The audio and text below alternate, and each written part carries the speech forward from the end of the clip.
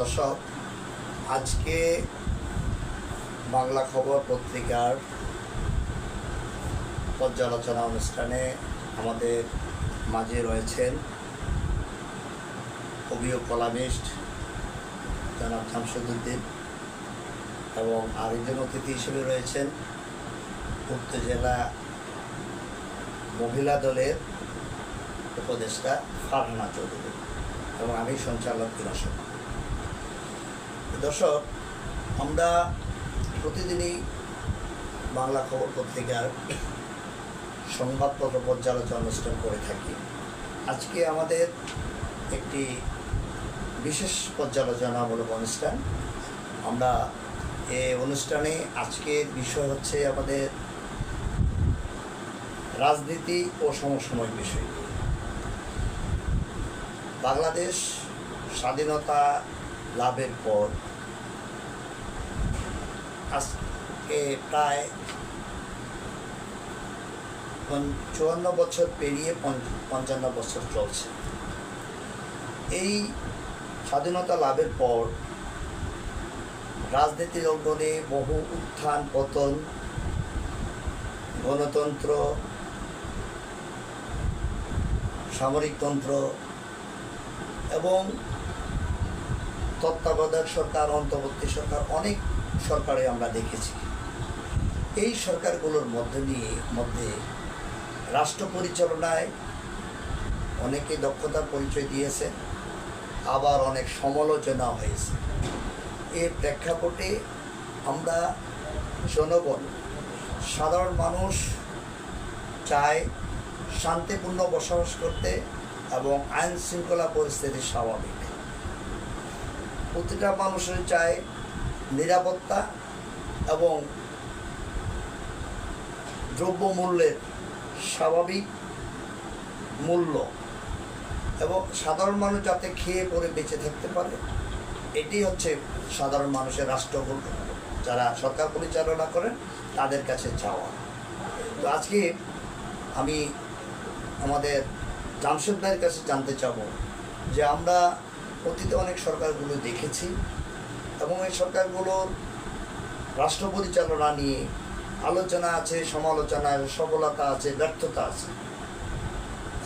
একজন রাষ্ট্র পরিচালনাকে একজন পরিবার থেকে শুরু করে প্রতিটা জায়গায় প্রত্যেকটা পর্যায়েই সফলতা এবং ব্যর্থতার দায় থাকে। তো আমরা এখন বর্তমানে যে প্রেক্ষাপট চলছে অন্তর্বর্তী সরকার, আমরা এই গত 5 আগস্ট আওয়ামী লীগ সরকারের পতনের পর আমরা এখন সাধারণ মানুষ অনেক জায়গায় বিভিন্নভাবে, কেউ বলছেন ভালো আছে, কেউ বলছেন ভালো নেই, কেউ বলছেন দ্রব্যমূল্য ঊর্ধ্বগতি, কেউ বলতেছেন যে আমরা এই হলে ভালো হতো। দ্রব্যমূল্যর যখন একটু দাম কম থাকে তখন জনগণ স্বস্তি বোধ করে, যখন দ্রব্যমূল্যের দাম একটু বেড়ে যায় তখন জনগণ অস্বস্তি বোধ করে এবং সরকারের সমালোচনা করে থাকে। তা আমরা এই প্রেক্ষাপট প্রথমেই আমরা জাসদের কাছে জানতে চাইব যে এই রাজনীতির এই প্রেক্ষাপটে দেশের এখন সরকার প্রধান হিসেবে অন্তর্বর্তী সরকারের প্রধান উপদেষ্টা দায়িত্বে ডক্টর মোহাম্মদ ইউনূস, যিনি আন্তর্জাতিকভাবে পরিচিত ব্যক্তি, নোবেল বিজয়ী।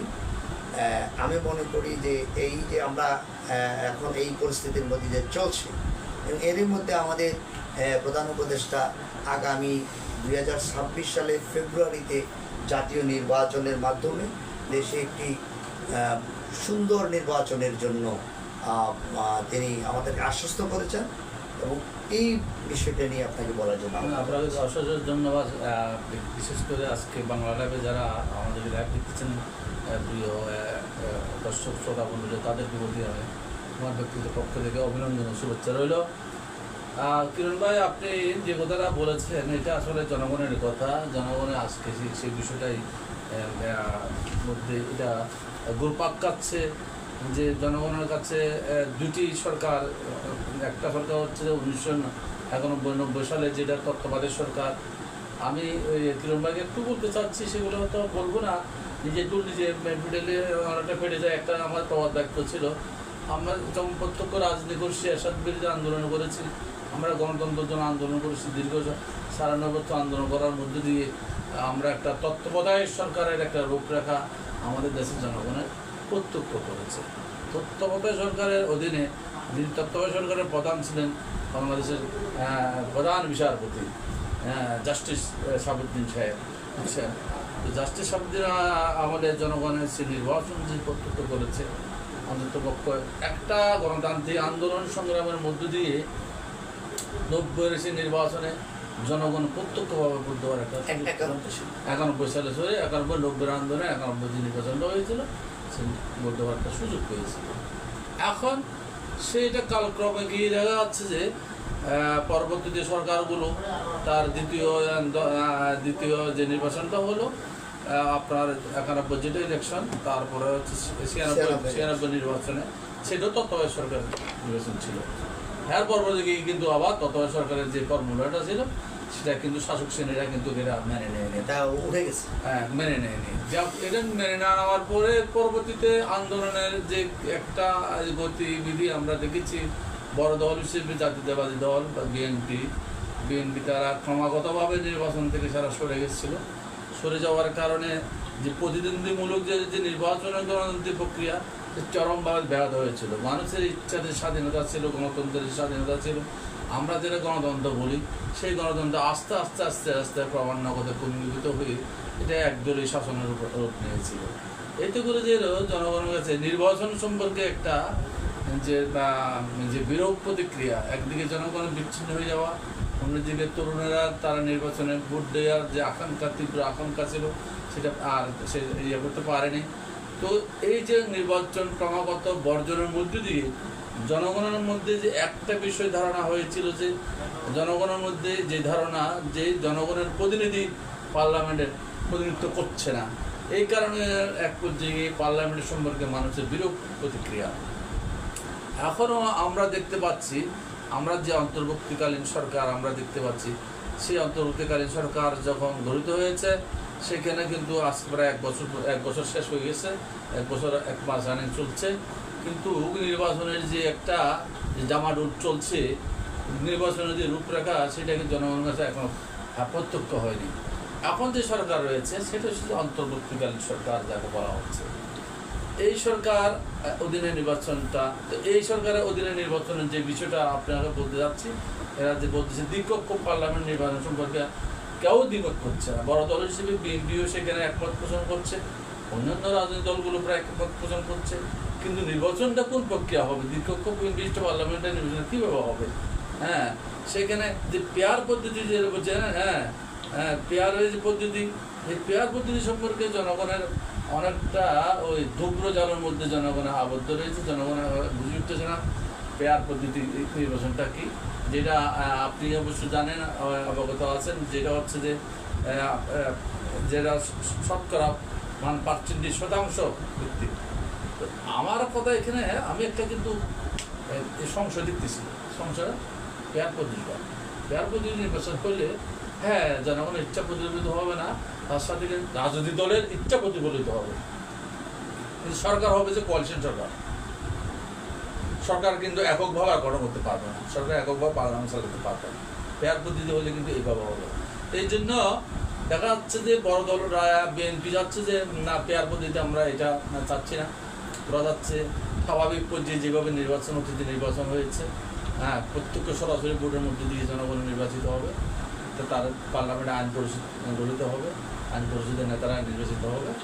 কিন্তু অন্যান্য দলগুলো চাচ্ছে যে তারা পেয়ার পদ্ধতি হলে অন্তত তাদের প্রতিনিধিত্ব যাবে, হ্যাঁ বিশেষ ছোটো ছোটো দলগুলো মিলেই, মাঝারি দলগুলো মিলেই তারা দেখা যাচ্ছে তারা আলাদা একটা সরকার গঠন করার জন্য একটা প্রক্রিয়া থাকবে। এইটু হচ্ছে যে আমাদের এখন কিন্তু রাজনৈতিক স্নায়ু প্রচণ্ড দ্বন্দ্ব সংগ্রাম চলছে। আমি একটা জিনিস আপনাকে একটু বলি, বাংলাদেশ স্বাধীন হওয়ার আগেও কিন্তু 1959 সালে কিন্তু আইবের আমলে আর কি, আইব সরকার আমলে কিন্তু একটা নির্বাচন দিয়েছিল, সেটা হচ্ছে বেসিক ডেমোক্রেসি। কথা বলছেন বেসিক ডেমোক্রেসির এটাকে আবার আরেকটা ফর্মুলা বলো যে মৌলিক গণতন্ত্র। এটা 5 স্তর বিশিষ্ট নির্বাচন ছিল। কীরকম জনগণ প্রত্যক্ষ বোর্ডে মেম্বার নির্বাচিত হবে, মেম্বারের বোর্ডে চেয়ারম্যান নির্বাচিত হবে, চেয়ারম্যানের ভোটে নির্বাচিত হবে জেলা পরিষদে, জেলা পরিষদে নির্বাচিত হবে যে আপনার যে পার্লামেন্ট ছিল পার্লামেন্টের প্রতিনিধি নির্বাচিত হবে। এটা শুধু যে আইবের আমলে কিন্তু মৌলিক গণতন্ত্র বা বেসিক ডেমোক্রেসিটা হচ্ছে। তো জনগণের এই ভোটটাও প্রত্যক্ষ করেছে, কিন্তু পরবর্তী দেখছে জনগণের কাছে এই ভোটটা খুব বেটার মনে হয়নি, সেটা প্রত্যাখ্যান হয়েছে, সেটা টিকে থাকেনি। এখনও যে প্রক্রিয়াটা আছে এই অবস্থা আছে।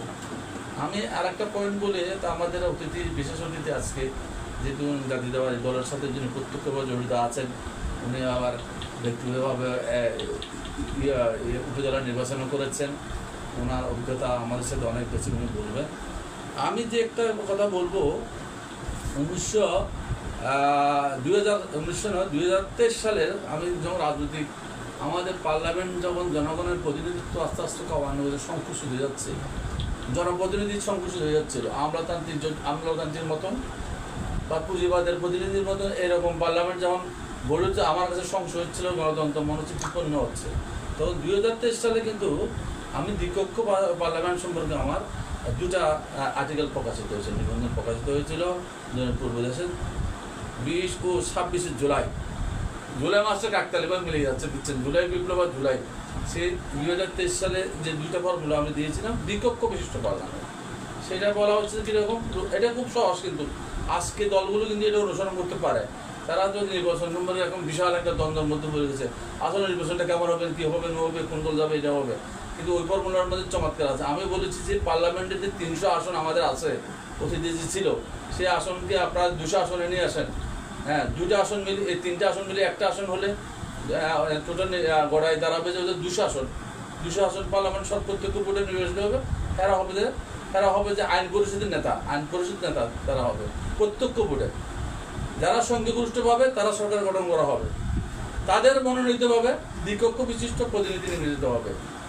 হ্যাঁ, কতজন? 100 জন। এরা কারা হবে? এরা সংখ্যালঘু সম্প্রদায়, তারপরে জাতির গোষ্ঠী আছে, ওরা আছে, আমাদের কৃষকের প্রতিনিধি আছে, ছাত্রদের প্রতিনিধি আছে, আজকে ছাত্র প্রতিনিধি পার্লামেন্ট কথা বলতে পারছে না, শ্রমিকদের প্রতিনিধি আছে, তারা হবে, ট্রেড ইউনিয়ন প্রতিনিধি যাবে। এইভাবে আমাদের গণমত প্রকাশনা সংস্থা, আমি বলেছি আমরা যদি লেখালেখি করি, সৃজনশীল প্রকাশনা সংস্থা আছে, তাদের একটা প্রতিনিধি গেল, এটা মিলিয়ে দ্বিকক্ষ বিশিষ্ট 100 জন সদস্য নিয়ে এইভাবে যদি হয় তাহলে চমৎকার হয়। এই রূপরেখাটা আমি কিন্তু 2023 সালে কিন্তু এটা গেলে কিন্তু আর সংঘাত হচ্ছে না। তো সেক্ষেত্রে আমি বলবো সংঘাতে না গিয়ে সংঘাত থেকে এড়িয়ে আসতে হলে আমাদের সহসা দ্রুত নির্বাচন করা উচিত। ধন্যবাদ। তো এই পিআর পদ্ধতি নির্বাচন এবং বর্তমান যে সংবিধানের আলোকে নির্বাচন, বিষয়টি নিয়ে আমাদের বলেছেন আমাদের জামশেদ ভাই। তবে পিআর নির্বাচনের এখানে ব্যাখ্যা বিভিন্ন ধরনের রয়েছে, জনগণের প্রত্যক্ষ ভোটে এবং দ্বিকক্ষ বিশিষ্ট যে আইনসভার যেটা বলা হচ্ছে দ্বিকক্ষ বিশিষ্ট নির্বাচন, এই পদ্ধতি, এই যে সবগুলোরই পরিষ্কার জনগণের কাছে স্পষ্ট ব্যাখ্যা দরকার। এখন এগুলোর বিষয় নিয়ে যে আমাদের যে শুধুমাত্র গুটি কয়েক আমাদের দেশে 1% লোকও এই সমস্ত আলোচনায় এই সমস্ত বিষয়গুলো বুঝছেন না, যেটা হলো বাস্তবতা। এখন আমাদের এই বিষয়গুলো নিয়ে ইতিমধ্যে যে কয়েকটা কমিশন গঠন হয়েছে, এই অন্তর্বর্তীকালীন কমিশন গঠন হয়েছে এবং অন্তর্বর্তী কমিশনে সরকারের ভিন্ন ভিন্ন কমিশনগুলো আবার ঐক্যমত্য কমিশনে প্রস্তাবগুলি পেশ করেছে এবং এরই মধ্যে এই রাজনৈতিক দলগুলো যার যার অবস্থান থেকে মতামত ব্যক্তও করেছে। কিন্তু বিষয়টি হচ্ছে যে ওখানে যেখানে এখন যখন সরকার একটা এই পরিস্থিতিগুলো থেকে উত্তরণের জন্য যখন যে এগুলো সব কিছুই কিন্তু আমাদের সংবিধানে যে সংসদে যে পাশ করতে হবে, এখন যদিও আমাদের রাজনীতিগুলো ঐক্যমত্য হয়েছে, এক পর্যায়ে যাইয়ে এই যতগুলো অধ্যাদেশ এগুলো আমাদের সেই সংবিধানে সেই সংসদে যেতে হবে। সেই কারণেই সরকার বিষয়টিকে সেভাবে নিয়েই আগামী নির্বাচনের জন্য ফেব্রুয়ারিতে নির্বাচনের জন্য অলরেডি ঘোষণা দিয়েছেন। ইতিমধ্যে নির্বাচন কমিশনও এ ব্যাপারে প্রস্তুতি গ্রহণ করেছে। তা আমি আজকে যে আমাদের মাঝে রয়েছেন উত্তর জেলা মহিলা দলের উপদেষ্টা ফারহানা চৌধুরী। তো আপনাকে আপনার প্রতি আহ্বান জানাবো, আপনি আমাদের এখানে এসেছেন, যে রাজনীতিতে যে বিএনপি যে ভারপ্রাপ্ত চেয়ারম্যান জনাব তারেক রহমান 31 দফা কর্মসূচি ইতিমধ্যে ঘোষণা করেছেন। সেখানে 31 দফার মধ্যে অনেকগুলো বিষয় আছে যেগুলো রাষ্ট্র কল্যাণের বয়ে আনার জন্য, কল্যাণের জন্য অনেকগুলো বিষয় রয়েছে। এবং আমাদের জামশেদ ভাই যে বিষয়টা উল্লেখ করেছেন যে দ্বিকক্ষ বিশিষ্ট আইনসভার যে পরিকল্পনা, এবং সেখানে যে উচ্চকক্ষ কী করবে এবং নিম্নকক্ষ কী করবে, এটা স্পষ্ট ব্যাখ্যা আছে। উচ্চকক্ষের যারা রয়েছেন তারা কী করবেন এবং নিম্নকক্ষে যারা সরাসরি জনগণের প্রত্যক্ষ করে নির্বাচিত হবে। এখানে কিন্তু আমাদের প্রেসিডেন্টের যে বিষয়টা, রাষ্ট্রপতি, ইতিমধ্যে আমাদের সংবিধানে যে ন্যায়পাল নিয়োগের বিষয়টি আছে, অনেকগুলো বিষয় রয়েছে, এগুলো অস্পষ্ট এবং জনগণ এই বিষয়গুলোতে স্পষ্ট হয় নাই। আমরা মনে করি এই সমস্ত আলোচনায় আমাদের যে এই সংবিধান সংশোধন কিংবা সংবিধানের যে রাষ্ট্র পরিচালনায় এই যে অভিজ্ঞতার এই সমস্ত আইনের সব কিছু কিন্তু আইনের একটা বিষয় রয়েছে। সেখানে পৃথিবীর অনেক দেশে যে সকল দেশগুলোর এই আইনসভাগুলো অত্যন্ত পরিপক্ক এবং যেখানে খুব কম মানে জনগণের মতামত, বিশেষ করে ইংল্যান্ডে, সেখানে দেখা যায় অধিকাংশই জনপ্রতিনিধি থাকেন, এই আইনসভার আইন প্রণেতারা থাকেন আইনজীবী।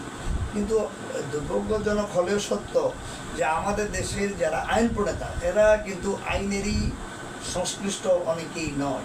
আমরা ইতিমধ্যে দেখেছি অনেক রাজনীতিবিদ যারা এই আইন প্রণেতা, তারা ব্যবসায়ী কিংবা এই দেখা যায় গ্রাম পর্যায়ে কোনো প্রতিনিধিত্ব করছেন, কিন্তু সেখানে যে সংসদে আইন প্রণয়নের জন্য সেখানে হ্যাঁ আর না এই দুটো বলেই তারা চলে আসছে। তো আমরা মনে করছি যে এই বর্তমানে যে আমাদের এই অন্তর্বর্তী সরকারের যে আগামী নির্বাচনের যে রোডম্যাপ এবং নির্বাচন কমিশনের প্রস্তুতি, এবং আমরা জেনেছি যে ফারহানা চৌধুরী ইতিমধ্যে 22 চেয়ারম্যান, উপজেলা 22 চেয়ারম্যান পদে নির্বাচন করেছিলেন। তো সেই ব্যাপারে তার অভিজ্ঞতা আছে এবং এই বিষয়গুলো নিয়ে এই আগামী সরকার কীরকম হওয়া উচিত এবং নির্বাচনটা কীরকম হওয়া উচিত এই ব্যাপারে অভিব্যক্ত করার জন্য আপনাকে আহ্বান জানাচ্ছি। ধন্যবাদ কিরণ ভাই, আপনাকে আপনাদের আমন্ত্রণ করার জন্য। আর আমার পাশে আছেন আমার ভাই জামশেদ চৌধুরী, আপনাকেও অনেক অনেক ধন্যবাদ। আর লাইভে দূর দূরান্ত থেকে যারা দেখছেন তাদেরকে আমি আন্তরিকভাবে শুভেচ্ছা জানাই। আপনি একটা জিনিস আমাকে বলছেন যে নির্বাচনটা কেমন হওয়া উচিত। আমি মনে করি নির্বাচনটা অবশ্যই আমাদের মধ্যে যে একটা প্রথমে যে ভীতি সঞ্চার একটা যোগ হয়ে আছে যে আমরা কোন দিকে যাব, কিভাবে আমরা নির্বাচন করব। যে আমি নিজেও গত 8 মহিলা ভাইস চেয়ারম্যান রাউজান থেকে ইলেকশন করছি। যে পরিস্থিতিতে আমি নিজেকে সামলাতে আমার অনেক কষ্ট হয়েছে যে আমার চোখের সামনে আমার ভোট এই যে প্রেসিডেন্ট অফিসার হয়ে ওনারা যেভাবে অন্যায়ভাবে তারা কাউকে ভোট দিতে না দিয়ে ওরা নিজেরাই ভোটটা নিজেরা দিয়ে ওনাদের মনোনীত করে ভোটের আগের পূর্বরাত্রি তারা বক্সটা ভরে রাখে, এবং শুধুমাত্র ভোটের দিন কি করছে তারা শো করে সামনে কয়েকজন মানুষ রেখে এমনি নিউজ দেখাচ্ছে যে এখানে সুষ্ঠু নির্বাচন। কিন্তু আমি যখন আমার নির্বাচনী এলাকায় যাই, আমার যে ইয়াটা দেখলাম রাজনীতির মাঠে গিয়ে দেখে যে তারা কেউ ভোট দিতে পারতেছে না। কেন? কারণ তাদেরকে প্রথম কথা হচ্ছে তারা ঘরে বাঁধা, দ্বিতীয়ত তারা যে যাবে তারা শুধু লাইনে দাঁড়ায় থাকবে, তারা ভোট দিতে পারবে না। আচ্ছা, তারা শুধু দাঁড়ায় থাকবে, দীর্ঘক্ষণ দাঁড়ায় হওয়ার পর তারপর বলে তাদেরকে চলে যান। এই যে চলে যাওয়ার পর কেন চলে যাচ্ছেন কেন? যে আমাদের ভোট নাকি হয়ে গেছে। তাহলে ভোটটা কীভাবে হলো? তারা কোনো জবাবদিহিতা আমি পাই নাই। এবং জনগণ যে জিনিসটা চাচ্ছে, আমরাও একটা দ্রুত যদি মনে করেন একটা এই যে একটা বারবার শুধু নির্বাচনের কথা আসতেছে যে নির্বাচন হওয়া দরকার, হ্যাঁ আমি বলবো অবশ্যই রাজনীতির প্রেক্ষাপটে নির্বাচনের গুরুত্ব পড়েছে। নির্বাচনটা যত সম্ভব দ্রুত ছোটোখাটো সংস্কার করে হলেও নির্বাচনটা দিয়ে দাও। নির্বাচনটা যদি হয়ে যায়, মানুষ জনগণের মধ্যে একটা স্বস্তি আসবে, জনগণের কাছে একটা শান্তি আসবে, যে জনগণ যেন তার নির্ভয়ে, প্রথম সংস্কার যেন নির্ভয়ে তাদের ভোটটা, তাদের অধিকারটা তারা যেন প্রদান করতে পারে। যে সেখানের মধ্যে সংস্কার অবশ্যই হবে। প্রথম হচ্ছে নির্বাচন কমিশন সংস্কার করতেই হবে, যেখানের মধ্যে মানুষের বাক স্বাধীনতা বলতে, যেখানে মানুষের কথা বলার স্বাধীনতা নাই, ঘর থেকে বের হতে পারে না, তার এই ভোটের বিকল্প কেউ নেই। এই যে একটা স্থানীয়ভাবে যে একটা নির্বাচন হয়ে গেলে, একটা সরকার গঠন হলে, আমার বিশ্বাস দেশের মধ্যে একটা শান্তি আসবে। স্বৈরাচার পালিয়ে গেছে, কিন্তু স্বৈরাচারের দোষত্ব রেখে গেছে। তারা তো বিভিন্নভাবে আমাদেরকে তো গাইড করতেছে। স্বৈরাচারই পালা গেলে কি হবে? স্বৈরাচারের দোষত্ব রন্ধে রন্ধে এখনো থাকি গেছে।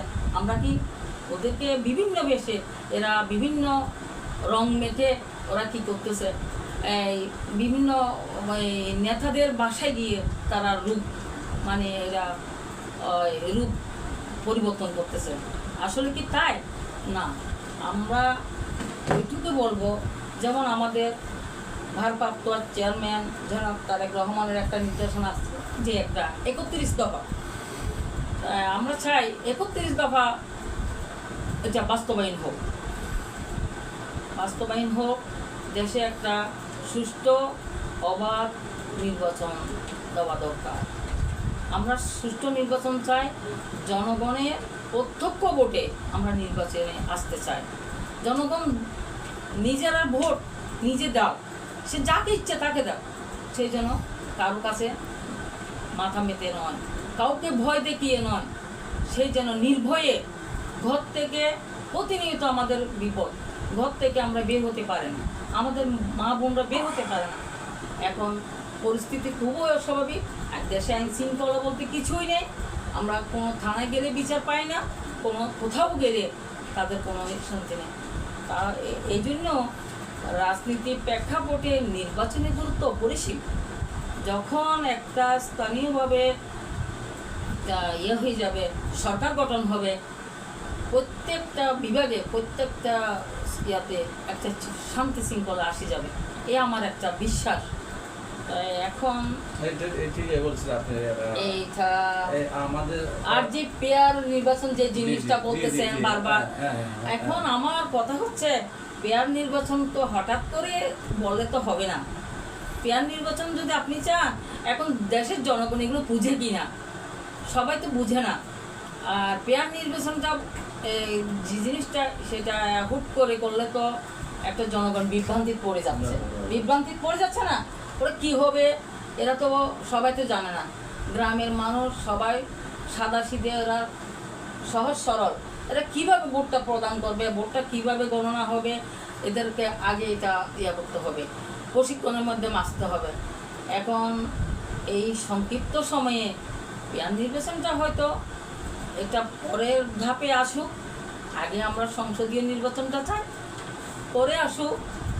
কিন্তু এইভাবে তো হঠাৎ করে যদি এটা পেয়ার নির্বাচন করে, আমার মনে হয় না মানুষ স্বস্তি পাবে না। ধন্যবাদ। আমরা আলোচনার এই পর্যায়ে এসে আমরা ফারহানা চৌধুরী বলেছেন যে আসলে এই মুহূর্তে প্রয়োজন একটি নির্বাচিত সরকারের পরবর্তী সংস্কারের যে সকল বিষয়গুলো ইতিমধ্যে প্রস্তাবিত হয়েছে সেগুলো বাস্তবায়নের জন্য পরবর্তী সংসদ সে কার্যকরী পদক্ষেপ গ্রহণ করবেন এবং সংসদই সকল এই যে সংস্কারের যতগুলো বিষয় রয়েছে সেগুলোর বৈধতা দেবেন।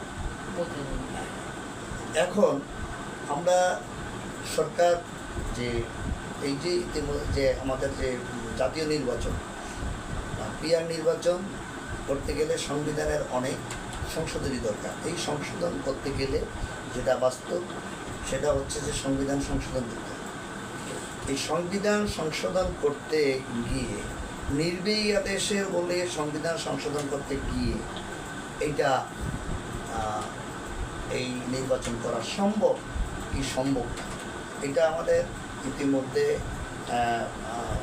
যখন রাষ্ট্রের যখন ক্রাইসিস হয়েছে তখন দেখা গেল যে অ্যামিকাস কিউরির মাধ্যমে বিশেষ করে বিচারপতি বাংলাদেশের যে প্রধান বিচারপতি বেঞ্চ পূর্ণাঙ্গ বেঞ্চ এই ব্যাপারে একটু নির্দেশনা দিতে পারে, সেটা আইনে পরিণত হয়ে যেমনটা অন্তর্বর্তী সরকার গঠন করতে গিয়ে তার মতামতের ভিত্তিতে অন্তর্বর্তী সরকার এটি আমাদের ফর্ম হয়েছে এবং কাজ করতে শুরু করেছে। আমি আপনার সাথে এই বিষয়টাই করতে চাই কিরণ ভাই এর সাথে সবথেকে আমার ভালো লাগছে তৃণমূলের নেত্রী বারানা যে আজকে উনি জনগণের সাথে করছে, আমাদের যারা সংস্কার কাজ করছে, হ্যাঁ যা নিয়ে ডাকডোল পূরণ হচ্ছে, জনগণের ইচ্ছার প্রতিফলন হচ্ছে কিনা, তৃণমূলের নেত্রীরা জনগণ কী ভাবনা করছে, এই বিষয়গুলো আমার মনে হচ্ছে তারা চরমভাবে উপকৃত।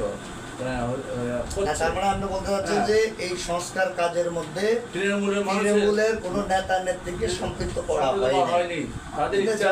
যেমনটা আমরা দেখি যে আমাদের দেশের কোনো আইনের জন্য বা কোনো মন্ত্রণালয়ের কোনো আদেশ কার্যকরী করতে যেয়ে সেখানে দেখা যায় যে তৃণমূলের মতামত না নিয়ে সচিবালয়ে বসে একটা সিদ্ধান্ত নেই যে এটা মাঠে বাস্তবায়ন করেন, ঠিক সেরকমটি করার চেষ্টা করা হচ্ছে।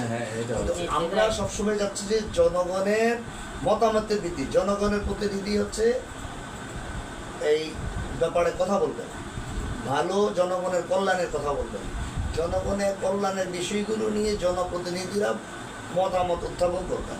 সেটা তৃণমূল পর্যায়ে নেতাকর্মী সেই বিষয়গুলো নিয়ে যদি কথা বলতে পারেন, আজকে যে আমাদের যে এই ইউনিয়ন পরিষদের যে মহিলা সদস্যা, তারপরে উপজেলা পরিষদের যে মহিলা সদস্য, সেখানে 1:3:1 তিনজন পুরুষ প্রতিনিধি, একজন মহিলা প্রতিনিধি থাকে, অর্থাৎ 9 জন পুরুষ, একজন তিনজন মহিলা প্রতিনিধি থাকে আর একজন চেয়ারম্যান থাকে। এইটা হলো গিয়া ইউনিয়ন পরিষদের একটা ক্যাবিনেট। কিন্তু আসলে আমাদের এই বিষয়গুলো সেটাও দেখা যাচ্ছে যে সংরক্ষিত কথা বলা হয়েছে মহিলাদের ক্ষেত্রে। এই বিষয়গুলো যে যদি মাঠ পর্যায়ে যদি ইলেকশন করতে হয়, আমরা একটি রাজনৈতিক দল বারবার বলছে যে আমরা স্থানীয় সরকার আগে নির্বাচন চাই, পরে আমরা জাতীয় নির্বাচন চাই। স্থানীয় সরকার যদি আমরা নির্বাচন করতে, সেখানে তো আমাদের বৈষম্য রয়ে গেছে। আমরা যে বৈষম্যের বিরুদ্ধে যে আন্দোলন, বৈষম্য দূরীকরণের যে কথা, সেখানে তো নারী পুরুষ এখানে তো বৈষম্য আমরা রেখে দিয়েছি। আমার এই বৈষম্য দূরীকরণের জন্য দেশের অর্ধেক পুরুষ অর্ধেক নারী, তা আমাকে কোন পদ্ধতিতে 300 সংসদ সদস্য, সেখানে মহিলা সংসদ সদস্যরা যারা আছেন সংরক্ষিত রাখা হয়েছে 50টা, 10টা 15টা এইভাবে পর্যায়ে 50টা পর্যন্ত সংরক্ষিত করা হয়েছে। এখন মহিলারা অনেক ক্ষেত্রে আগের যোগ্যতার অধিকার রাখে এবং যোগ্যতা প্রমাণ করেছে ইতিমধ্যে যে সরাসরি ভোটে নির্বাচন করে নির্বাচিত হয়েছে। তারপরেও আমাদের এখনো পুরুষ শাসিত সমাজ, এখনো মহিলার অনেক ক্ষেত্রে অনগ্রসর, পিছিয়ে আছে বিভিন্ন জায়গায়।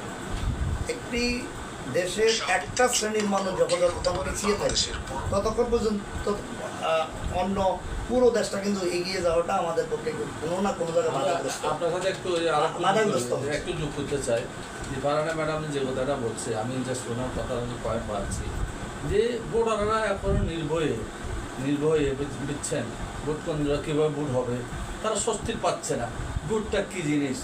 হ্যাঁ, আপনি দেখুন, আমি এই ক্ষেত্রে ফারহানা ম্যাডামের সাথে বলতেছি, আওয়ামী লীগ সরকার মানে যেটা সর্বশেষ 2024 যে নির্বাচনটা তারা উপহার দিয়েছে, সেখানে কিন্তু আওয়ামী লীগের ভোট যেখানে আমরা 42% 46% বলি, সেখানে 15% চলে আসছে। তারা তো আওয়ামী লীগের লোকেরাও কিন্তু ভোট কেন্দ্র আর যায়নি, ভোট দিতে যায়নি, তারা তো কিছু তারা জানে, তারা রাতে রাতে ভোট হয়ে যাচ্ছে, আমরা কি কীভাবে যাবো।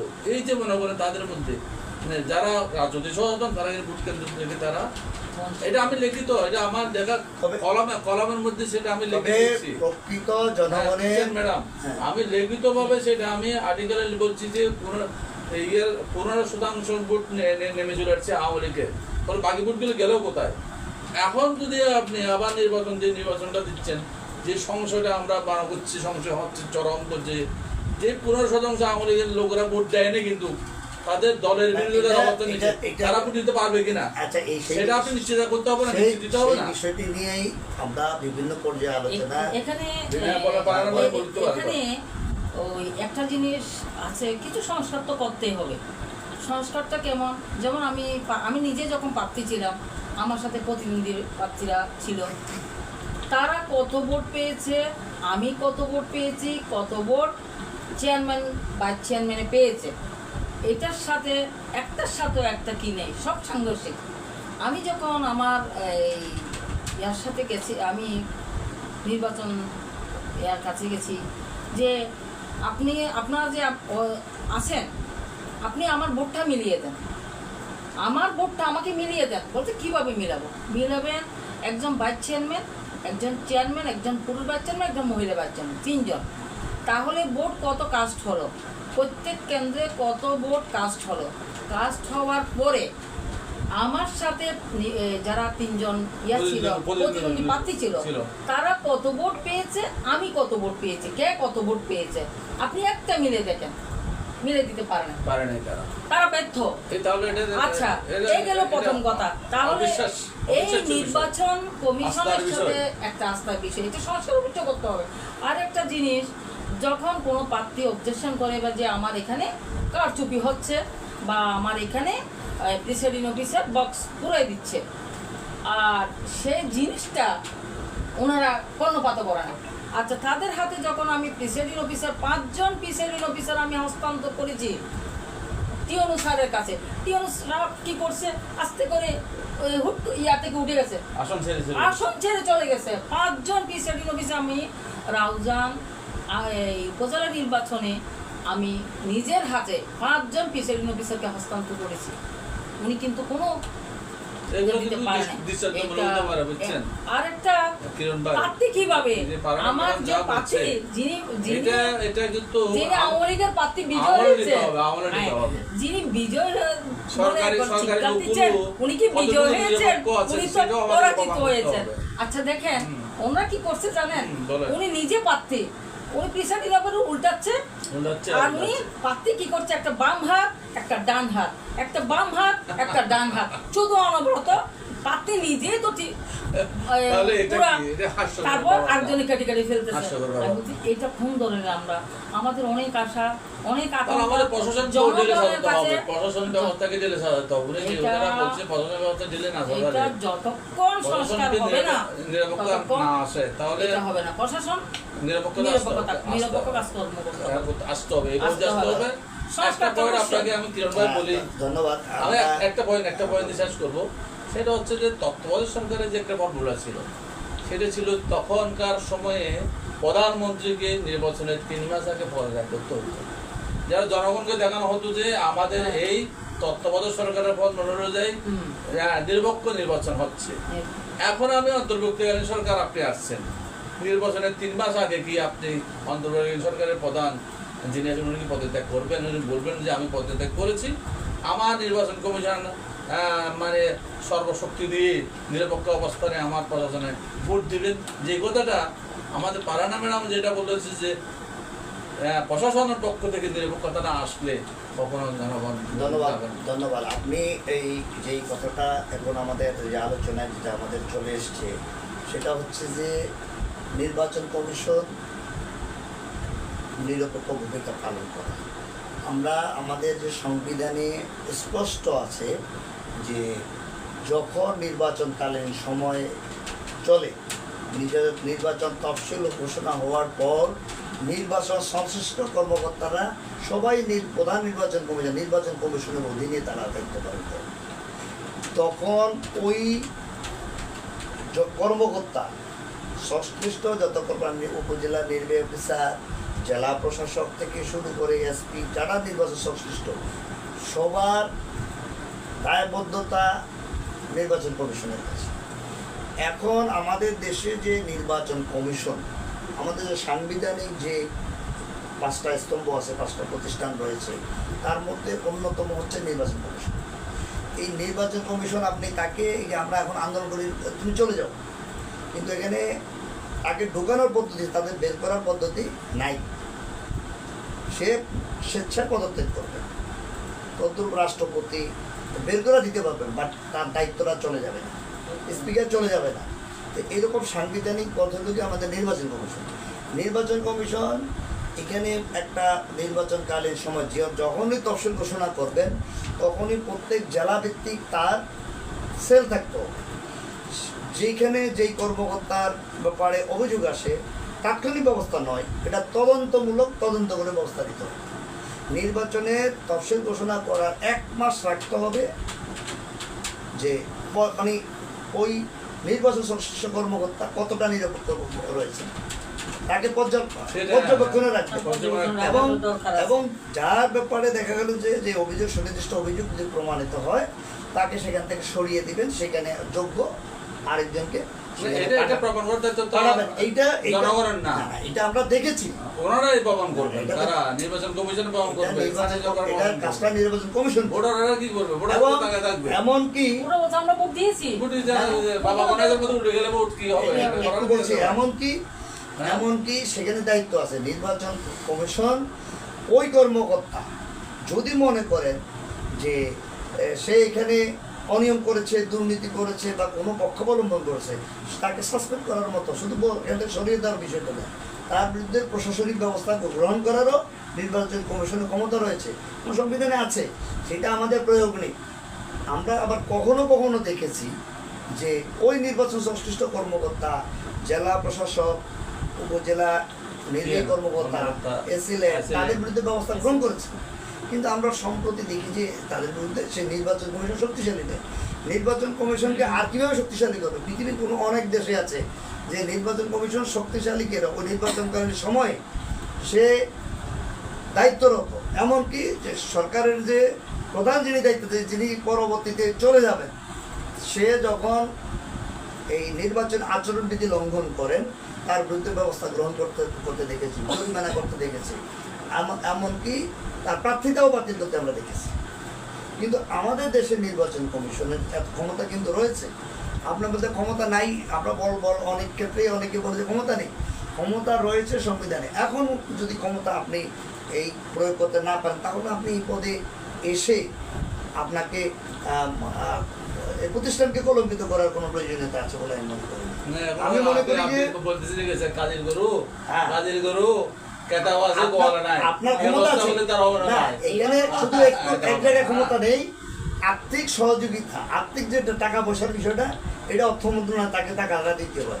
এছাড়া প্রশাসনিক ক্ষমতা প্রয়োগের জন্য নির্বাচন কমিশন যদি একটা কলম মেরে দেয়, এখান থেকে নির্বাচনকালীন সময় বলা যায় এই এসপিকে প্রত্যাহার করতে হবে, স্বরাষ্ট্র মন্ত্রণালয় প্রত্যাহার যদি দেখা গেলে 2 দিনের মধ্যে 3 দিন সময় তুলে না করেন, তাহলে তাকে ওই নির্বাচনের এক চিঠি দিয়ে তাকে কী করতে পারেন, তার বিরুদ্ধে ব্যবস্থা গ্রহণ করতে পারেন। তাকে ওই পদ থেকে শুধু ওখান থেকে সরানোর বিষয় না, তাকে সাসপেন্ড করতে পারেন, সব কিছু করে ওখানে কপি দিতে পারেন। এই যেরকম বিচারকের ক্ষমতা আছে সেরকম নির্বাচন কমিশন সেখানে ক্ষমতা আছে। আমরা ক্ষমতাকে প্রয়োগ করতে আমরা মনে করি আগামী নির্বাচনে যে বর্তমান যে নির্বাচন কমিশন সেটা প্রয়োগ করবে না, আমরা এটি আশা করি, আমরা আশা করি। এবং উনি ইতিমধ্যে উনি কথা দিয়েছেন যে আমি সম্পূর্ণ নিরপেক্ষভাবে কাজ করব। আমরা অতীতেও শুনেছি, কিন্তু আমাদের মনে হচ্ছে যে এই বর্তমান যে নির্বাচন কমিশন সেই দায়িত্বশীল কিছু ভূমিকা পালন করবেন, এটাই আমরাও আশা করি, জনগণ আশা করে। তো আমরা দেখছি যে এখন যে এই যে বিতর্ক, যে এই পিআর নির্বাচন, মানে বর্তমান প্রচলিত পদ্ধতি যে ইতিমধ্যে যে সংসদ নির্বাচনের যে সেই নির্বাচন এবং এদিক পক্ষ বিশিষ্ট আইনসভা, এতগুলো যদি আমরা একটা অন্তর্বর্তী সরকারে চাপিয়ে দিই, তাহলে তাদেরকে 5 বছর সময় দিতে হবে, সব সংস্কার করে আসতে হলে তাকে 5 বছর সময় দিতে হবে। আমাদের জনগণের যে ইচ্ছা আকাঙ্ক্ষা যে আমাদের জনগণের ভোটের মাধ্যমে একটা সরকার আসবে, সেই সরকার আমাদেরকে সব কিছু করবেন। এখন যদি ওই সংস্কার করতে যায় হয়তো কেন 5 বছরও সম্ভব না, এই 5 বছর কি আমাদের অপেক্ষা করতে হবে? না, তাই কাজেই কিছু কিছু সংস্কার কাজেই হয়ে গেছে এখন প্রশাসনিক যে সংস্কারগুলোর কথাগুলো উঠেছে, এই সংস্কারগুলো অলরেডি জাতীয় ঐক্যমত্য কমিশন এগুলো লিপিবদ্ধ করেছেন এবং পরবর্তী পর্যায়ে যে নির্বাচিত যে সরকার আসবেন সেখানে সংসদের মাধ্যমে ধাপে ধাপে ধাপে ধাপে এই সংস্কারগুলোকে বাস্তবায়ন করার আমাদের সুযোগ রয়েছে। এই মধ্য দিয়ে আমরা এক দিনে বা এক রাতে অনেক কিছুই করা সম্ভব না। আজকে যে এই যে আমরা যে বর্তমান যে অবস্থা যে তত্ত্বাবধায়ক সরকার ব্যবস্থাটা, সেইটাও দীর্ঘদিনের আন্দোলনের ফসল ছিল তত্ত্বাবধায়ক সরকার। আমরা ওই অবস্থায় তো ফিরে যেতে পারিনি। এই যে এখন যে সরকার গঠিত ছিল অন্তর্বর্তী সরকার, আমাদের সংবিধানে ছিল ওই প্রেসিডেন্টের অধ্যাদেশ বলে ওই অন্তর্বর্তী সরকার তত্ত্বাবধায়ক সরকারকে তো ফিরিয়ে আনতে পারতাম। সেই তত্ত্বাবধায়ক সরকারের মাধ্যমে সেখানে পদ্ধতি ছিল প্রধান বিচারপতি আসবে, সেখানে আমাদের আর কোনো এত অস্থিরতার কিছু ছিল না। সেই পদ্ধতি না হলে তার আগের জন, না হলে তার আগের জন, অপশন আছে তো, তার আগের জন, এভাবে ধাপে ধাপে তার পিছনের দিকে। এরপরে যদি ওই বিচারপতিদের দ্বারা সম্ভব না হয়, মানে ঐক্যের ভিত্তিতে ওখানে আমরা একজন বসানোর সুযোগ আছে। হ্যাঁ, সেটা অন্তর্গত সেই আমরা তত্ত্বাবধায়ক সরকার আমরা যেতে পারতাম না, সেটাও আমরা যেতে পারিনি সংবিধানে, সেটা সন্নিবেশিত ছিল। এটা আদালতের মাধ্যমে যে করে হোক এটাকে আমাদের সরিয়ে রাখা হয়েছে। এই কাজেই আমরা মনে করি যে আজকের আলোচনায় আমাদের যে রাজনীতি এবং আগামী নির্বাচন এবং পরবর্তী পর্যায়ে দেশের যে এই নির্বাচনের মধ্যে দিয়ে আমাদের একটি সুন্দর পরিবেশ আসবে, আইন শৃঙ্খলার উন্নতি ঘটবে, জনগণের মতামত এবং প্রকাশ হবে এবং দ্রব্যমূল্যের নিয়ন্ত্রণ হবে, সাধারণ মানুষ শান্তিতে নির্বিঘ্নে স্বস্তিতে চলাচল করতে পারবে। এই আশাবাদ ব্যক্ত করে আজকের আলোচনায় আমাদের যারা অতিথি হিসেবে এই আলোচনা অংশগ্রহণ করেছেন আপনাদেরকে ধন্যবাদ জানিয়ে এবং দর্শক শ্রোতা যারা এই আলোচনা শুনছেন তাদেরকে অভিনন্দন জানিয়ে আমরা আজকের আলোচনা এখানে শেষ করছি। আবার পরবর্তী পর্যায়ে কোনো বিষয় নিয়ে আমরা এই আলোচনা করব এবং দেশের উন্নতি, অগ্রগতি, সমৃদ্ধি হোক এই আশাবাদ ব্যক্ত করে আজকের আলোচনা এখানে শেষ করছি। সবাইকে ধন্যবাদ। সবাইকে ধন্যবাদ।